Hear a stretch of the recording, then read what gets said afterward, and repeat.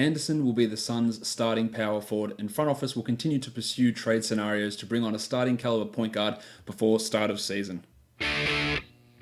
You are Locked On Fantasy Basketball, your daily podcast on fantasy basketball. Part of the Locked On Podcast Network, your team every day.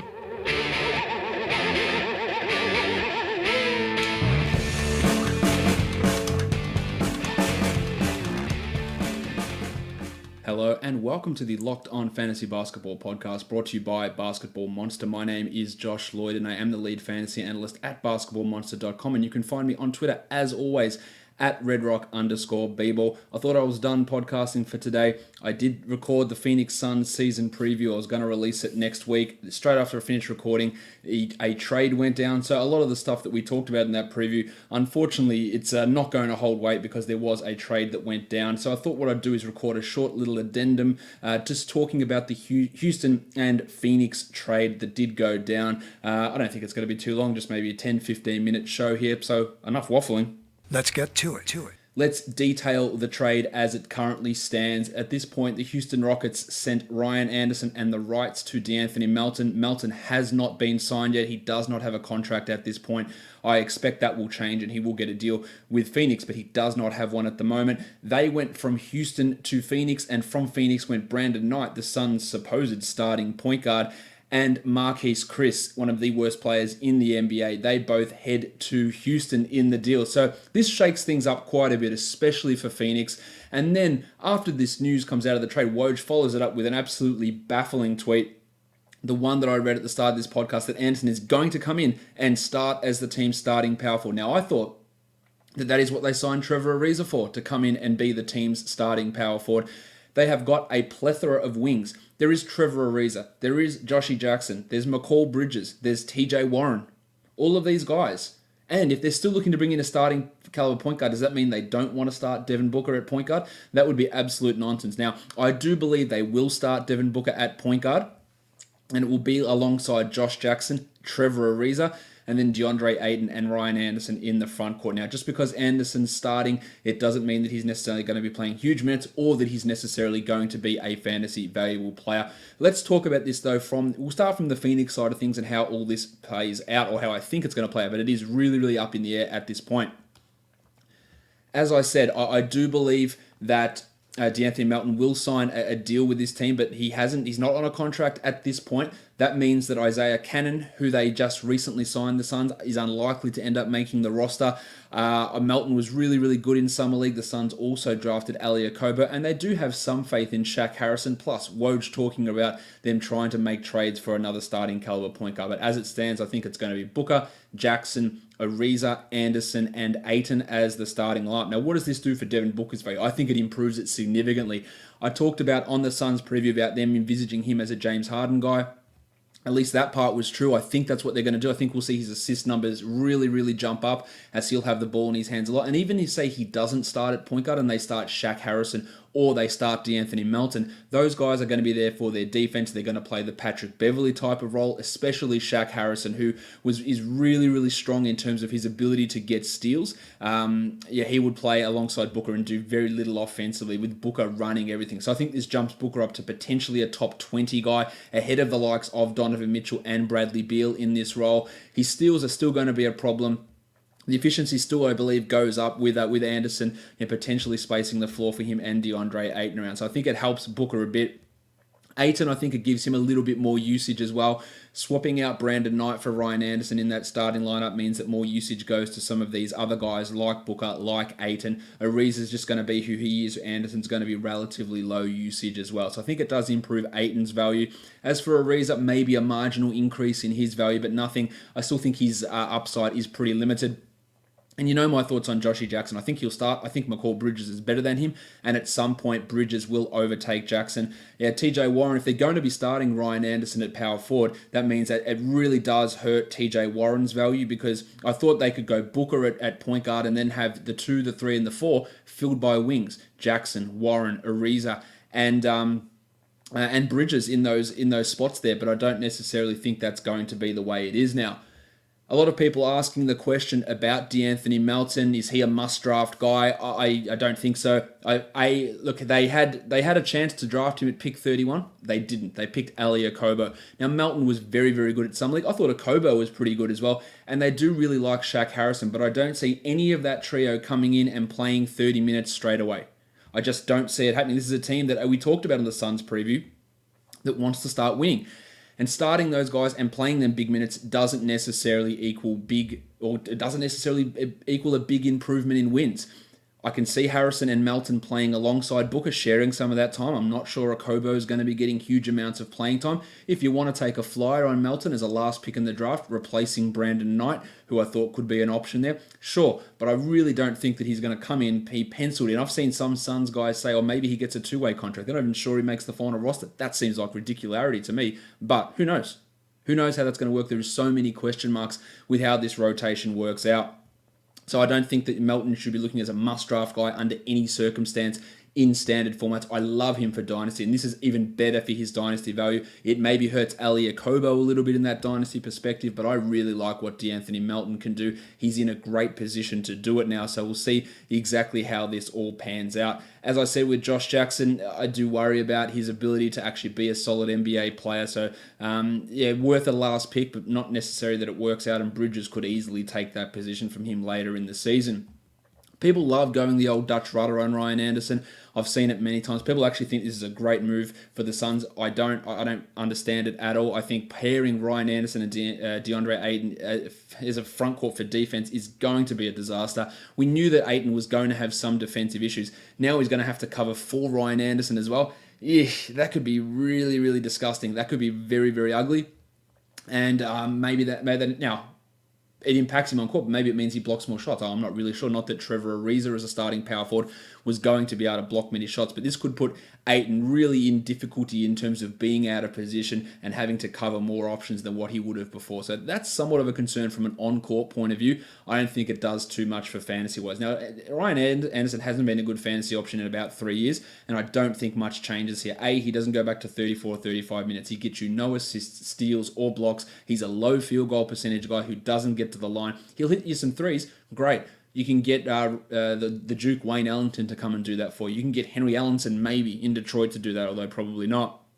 Ryan Anderson is not going to be a standard league draftable player, in my opinion. I think TJ Warren probably isn't either now, with Anderson moving into that starting power forward role. And Dragan Bender, I talked about him on the Suns preview. He doesn't give you any fantasy value whatsoever, and now he moves to a situation where he's probably out of the rotation as the Suns go with Ayton at center, Tyson Chandler most likely as the backup center. Maybe there's also Richaun Holmes there, and then if you're going to run Ryan Anderson at power forward, that means you're going to have TJ Warren as the backup there. That leaves Bender really without anywhere to go.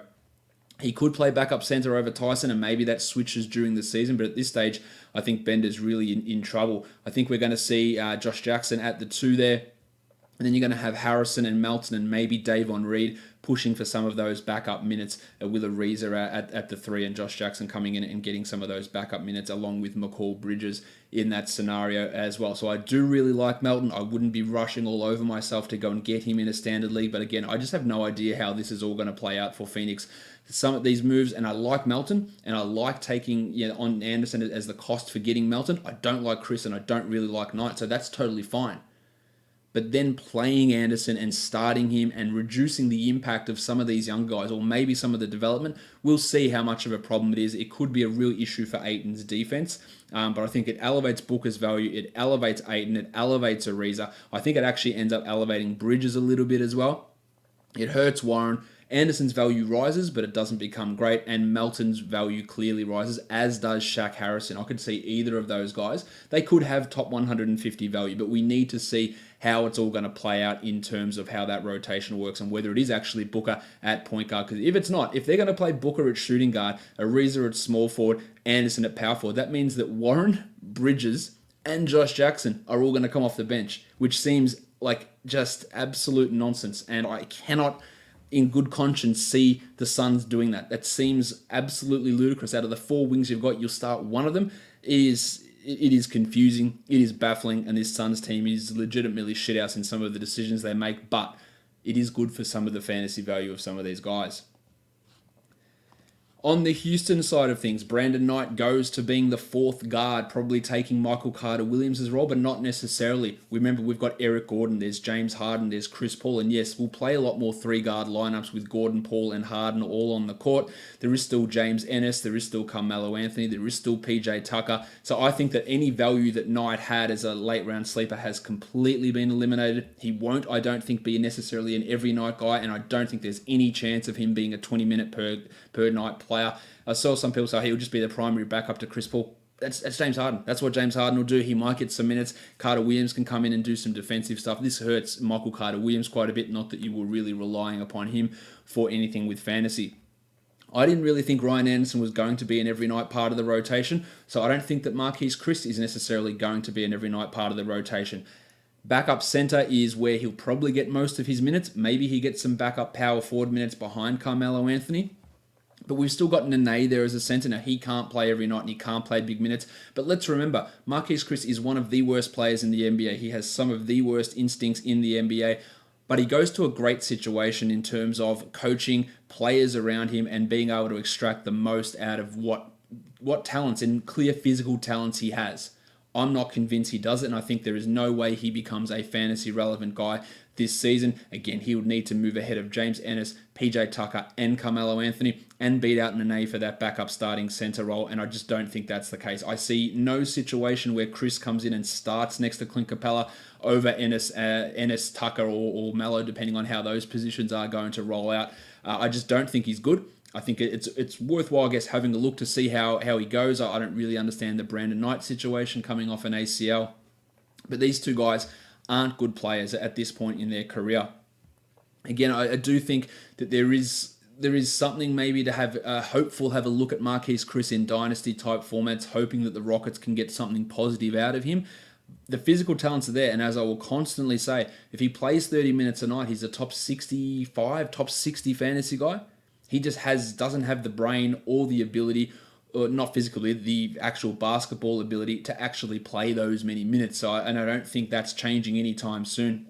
We'll have Tucker, we'll have Ennis, we'll have Melo as the three main guys at the 3 and the 4, with Nene and Chris getting backup minutes at the 5 and Chris getting some backup minutes at the 4. I think it probably hurts Gerald Green a little bit having Brandon Knight in there. Knight can come in and maybe play the minutes that Green would play. I didn't think Green was going to be an every night rotation guy anyway, and I think Knight can move into that situation. And if Ennis does suck, I guess they can play more of Gordon or James Harden at the 3, however you want to look at it, and maybe that elevates Brandon Knight's playing time. But he's not going to be getting a chunk. He's the 4th, 5th guard maybe on this team, and depending on how things go with Gerald Green, maybe he's the 6th guard, although I think that's an unlikely scenario.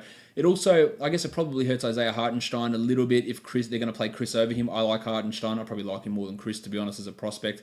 Maybe that's going a little bit too far. But I don't think this is a huge issue here. The biggest changes in this trade come on the Phoenix side of things with a complete shake-up to their rotation, whereas Knight and Chris, I think, lose quite a significant amount of value, and I don't think either of those guys are really going to crack the top 200 or probably even top 250 for this coming season. So thanks, Woj, for dropping a late trade bomb in the dead days of August, just when I thought it was safe to pre-record some of these team previews. Again, the Suns I was supposed to release next week, but I just had to get it out now with the disclaimer that, hey, we literally just recorded this. I didn't want to release it 4 days later after the trade and say, oh yeah, we recorded this before it, but I waited 4 days to get it out. Might as well get it out now. There's still quite a bit of interesting stuff in there, but a lot of the talk on Brandon Knight is irrelevant, and I'm really interested to see what D'Anthony Melton can do. If they have to sign him. He hasn't even been signed yet to a contract, so we'll see exactly how that pans out. So don't think that he is coming in and playing 30 a night. Don't think that Elliot Kobo is coming in and playing 30 a night. Harrison's in the mix. Devin Booker's in the mix there as well. It's quite a weird situation in Phoenix. And if you do think that Melton is playing, and I've seen this written before, Melton and a Kobo, they're going to share all 48 point guard minutes. And you can think that, that's fine. But then try and work out, that means all 35 of Devin Booker's minutes come at shooting guard, meaning that there's only 13 backup minutes there between Josh Jackson and McCall Bridges. Only 13 between the two of them. Trevor Ariza is playing at the 3. where are Jackson, Bridges, and Warren getting their minutes? I feel pretty good about those three blokes getting minutes over Melton and Akobo, meaning they're not going to be able to split all 48 minutes at point guard there. That seems nonsensical that they would be getting that level of minutes as unproven rookies on this team who's trying to show Devin Booker, hey, we do mean business. I don't know why they are, but that's what they're trying to do. So I don't necessarily see that as being the scenario. So an interesting trade. A guy I really like there in Melton, Anderson, Chriss, and Knight, probably not so much.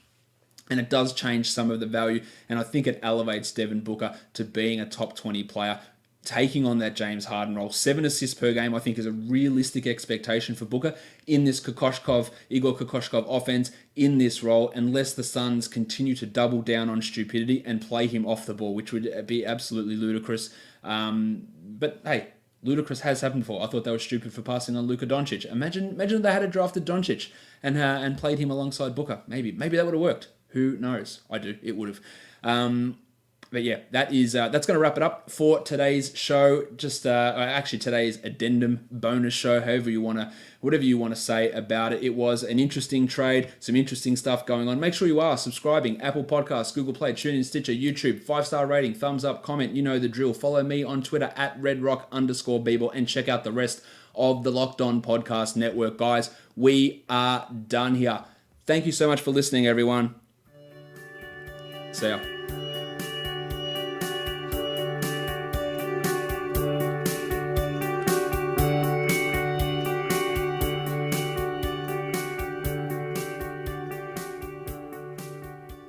Adrian Wojnarowski.